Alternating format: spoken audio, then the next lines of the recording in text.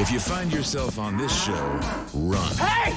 Or else you might wind up like the guy who took his own temperature, or the purse snatcher who took the fall. How about the musclehead who needed a lift? And the cute goth chick whose only sin was shopping. The mall is the devil's playground! There's the sex addict who was way too smoking, a bungee jumper who took a dive, an idiot who should have stayed in bed, and a cow lover who got milked.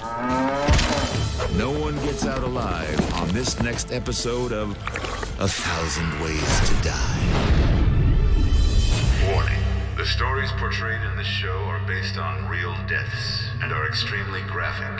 Names have been changed to protect the identities of the deceased. Do not attempt to try any of the actions depicted.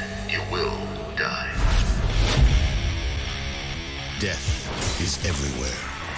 Most of us try to avoid it. Others can't get out of its way. Every day we fight a new war against germs, toxins, injury, illness, and catastrophe. There's a lot of ways to wind up dead. The fact that we survive it all is a miracle. Because every day we live, we face 1,000 ways to die.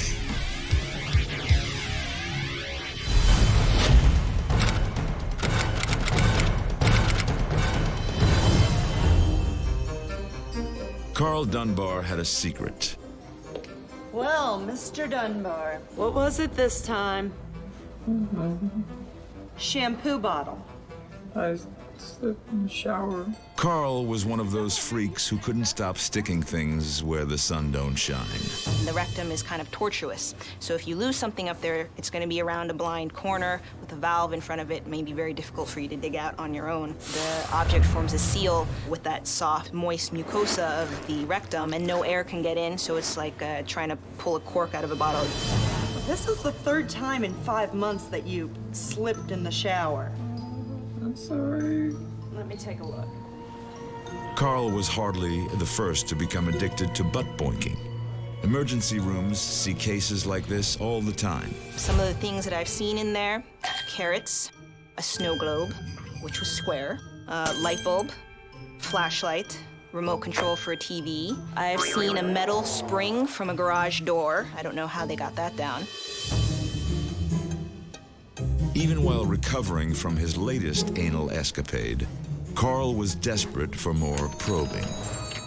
A single thermometer wouldn't do much for Carl's crater, but 9 of them, taped together, might be the perfect fit for Carl's bad cavern. He took the plunge with his makeshift masher. 9 thermometers going in and out his keister was making Carl perfectly asinine. And then the doctor came in. There's something you don't hear every day. 9 thermometers breaking deep up someone's anal canal. What's wrong? You okay? Are you in pain? Tell me.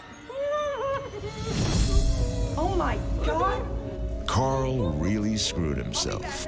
The thermometers shattered, slicing through large veins in his colon.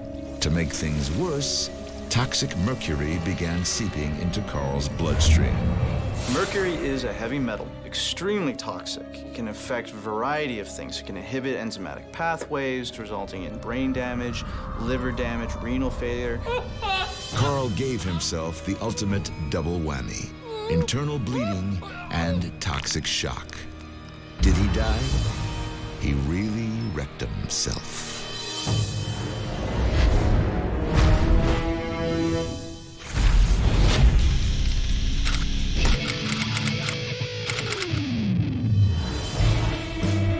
You can take a stripper off the pole, but they still dress like sluts.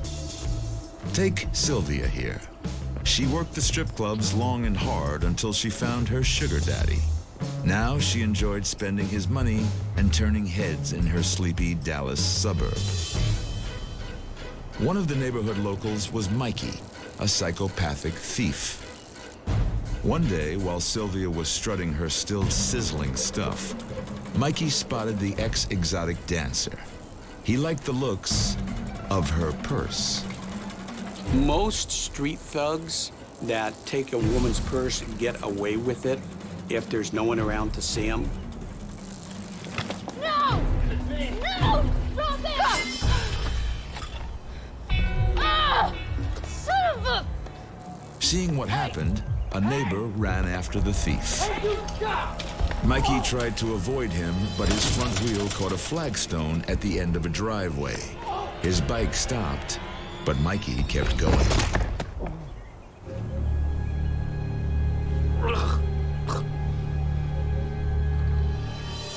The screwdriver Mikey used to threaten Sylvia suddenly turned on him and punctured his heart. Whether the assailant uses an ice pick, a screwdriver, or a blade, you are most likely to die if a thin-walled structure, such as the left or right atrium, the aorta, or the pulmonary artery are cut. They bleed around the heart into the sac that covers the heart called the pericardium, and they die of a condition called pericardial tamponade. Mikey learned the hard way. Snatching a purse from an ex-stripper is risky business. You just might get screwed.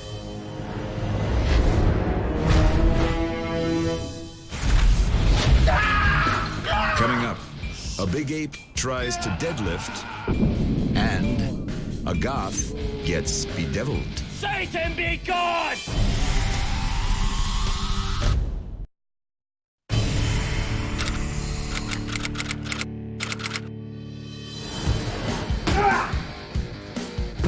Pete was a workout warrior. All his free time and every penny earned at his construction job was invested in his physique. He pounded the heavy bag, shadow boxed, and did everything he could to puff up his pecs. The exercise gives you a sense of well-being and feeling great. And so what they do is they start doing a little more. And really, basically, what they're doing is they're just replacing that as an addiction for drinking or drugs because they get that same euphoric feeling from the workout. But Pete enjoyed drinking as well. He and his workout partner would pound down shots of tequila and play the dead weight challenge. Let's go! Pete and his buddy Hank tested their manhood on various pieces Pete collected from construction sites. If you're drinking and you start lifting weights, the first tendency you would have is to think, oh, I can really pump a lot of weights. I can do faster, stronger. You ain't got it. The muscles first, they can pump real hard, so they'll overdo it, and they've already gone beyond where they should go, and then all of a sudden the muscles just give out right away. But nothing was too heavy for these muscleheads. See? Watch this. Watch this. Watch. Pete liked to call the 350-pound piece of I-beam the Crusher. Yeah, whatever, man.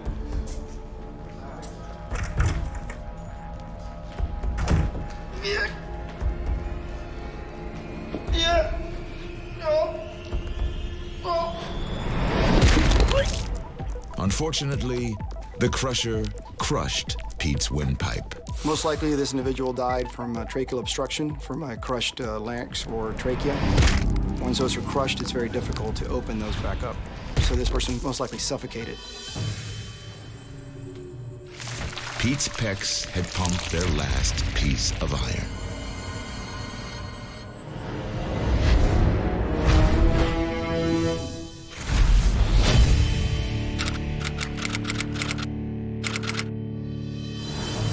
Here's something you don't see every day. Oh, it's coming!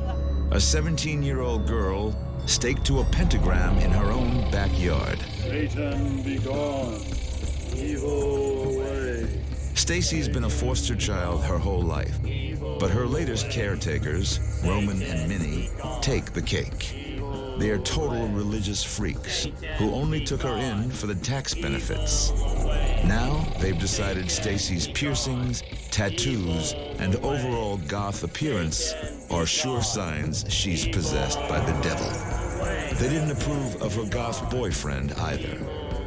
So they gathered their cult member friends for a ritual exorcism, hence the pentagram. Satan be gone! Stacy's decided it's easier to go along with this fiasco rather than put up a fight. That way, she'll get out in time to make her date. I want to go to the mall now. mall is the devil's playground. Mall is the devil's playground. The mall is the devil's playground! There are many rituals to try to exorcise or purify an individual thought to be possessed by demons. And of course, this can mean great pain for the individual involved, and if they're not really possessed, it would be a futile effort to try to cleanse them. Satan be gone! Evil away! As part of the exorcism, the cultists burnt a lot of coal and incense inside a tent with no ventilation. Bad idea. The incense was releasing the toxic chemical benzopyrene. Coal, as we all know, gives off deadly carbon monoxide. The combination of the two gases was making them lightheaded, unable to think rationally. They should have crawled out of the tent. Instead, they stayed inside and succumbed to the lack of oxygen. Carbon monoxide is a gas, and when the body breathes it in, it binds to the major molecule that carries oxygen to the body and blocks it from carrying oxygen. So the body essentially asphyxiates. It's only a matter of minutes before your brain is going to experience near lethal levels of low oxygen.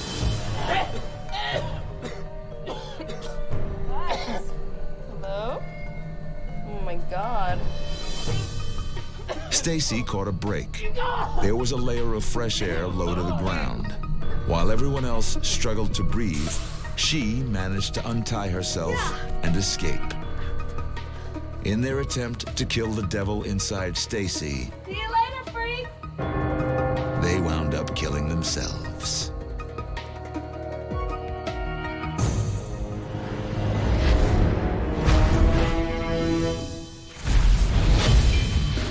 Up next, a lover's relationship gets a little patchy, and 4 times stupid equals 2 times dead.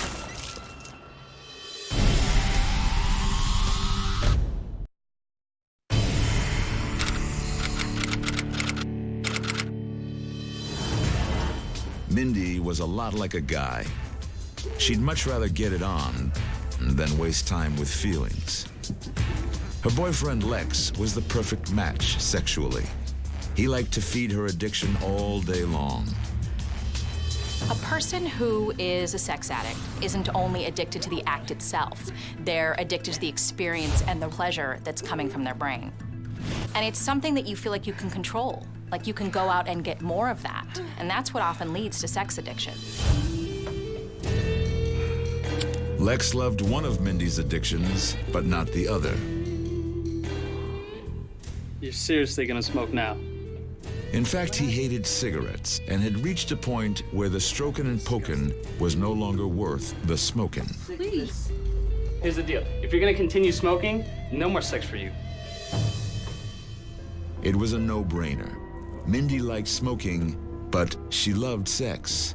There is so much potential fear and agitation about the experience of withdrawing from nicotine that it could drive a person to want to do something irrational.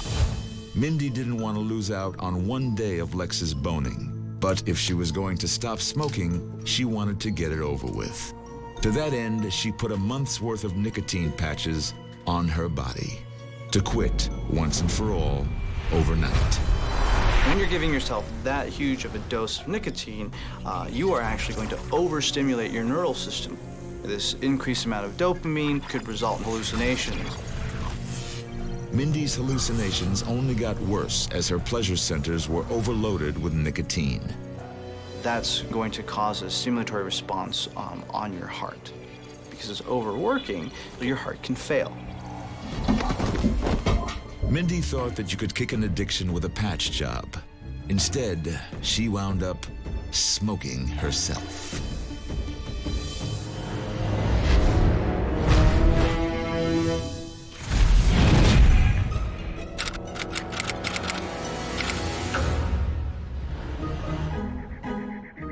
The following tale involves 2 pairs of friends separated by thousands of miles, ignorant of each other's existence, but united in their common pursuit of all things stupid. I have an idea. Bungee jumping. Let's get it done. All right. We should invent our own extreme sport. like an export. Yeah. All four are inspired only after drinking way too many beers. A warning to all who are watching this. Those are not good ideas at the bottoms of your beer cans. It's just saliva. Gonna do it, buddy. You're doing it. Team number one is thinking bungee jumping off a cherry picker is a good way to kill an afternoon. I can do it. Team number two hopes something they call mattress surfing will reward them with fame and riches. Both ideas involve extreme stunts. Do it! And both are extremely ill-advised. Surfing the wind, dude! Keep surfing! Come on! The drunker of the two bungee jumpers gets into position 65 feet off the ground Jump! and drops like a sack of hammers. The dumber of the two mattress surfers hangs 10 and then starts to wipe out. Drunk bungee man goes splat. He measured the cord wrong. Drunk mattress man discovers a little too late. The ground is hard. Both were nutless monkeys. Both were too drunk to think. And both wound up breaking every bone in their bodies. If you think about how people get hurt, how they become trauma patients, gunshot wounds, stab wounds, high-level falls, motorcycle accidents, car accidents, 18 to 35-year-old males are the most common patients, and they're often drunk. Is there a lesson to be learned amidst this parallel carnage? If you're drunk, the best thing you could do is fall right into bed. Just make sure the fall isn't too high and the bed isn't going 60 miles an hour.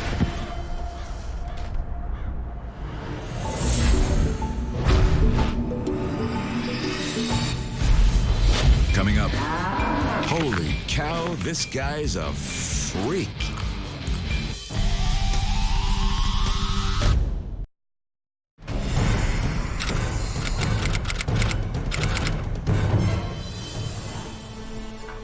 We can start this story by stating the obvious. Nobody's perfect. The guy creeping around the barnyard is a perfect example. Bernard had an unnatural obsession, an uncontrollable compulsion, and overwhelming desire for milk.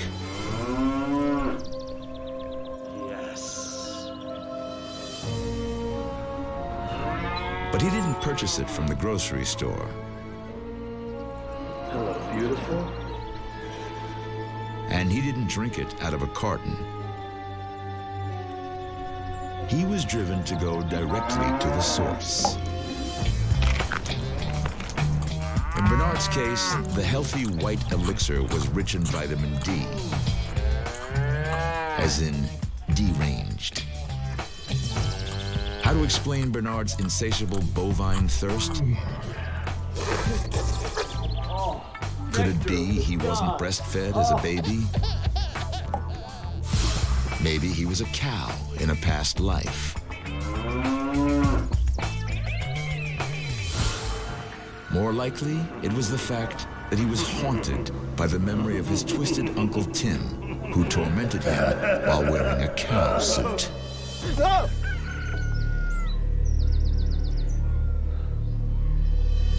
Sounds like he had a very sadistic uncle who, played these games with him while the uncle was in a cow suit. So he put together that his sexual arousal pattern was about being humiliated and being humiliated by an animal, in this case, a cow.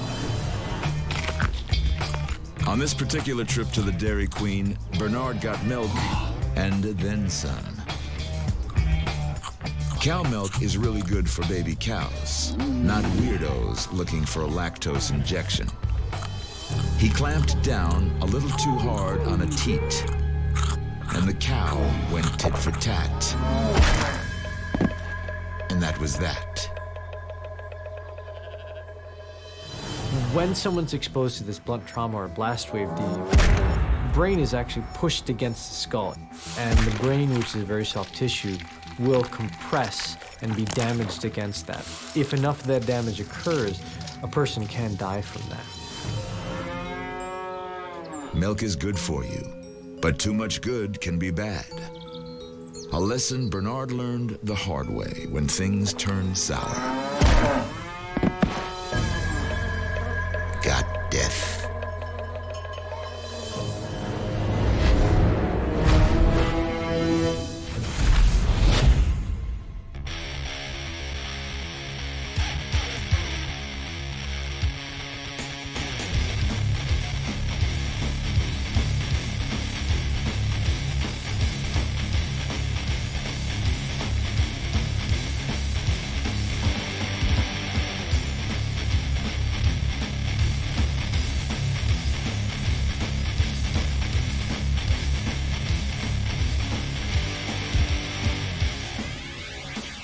It's original.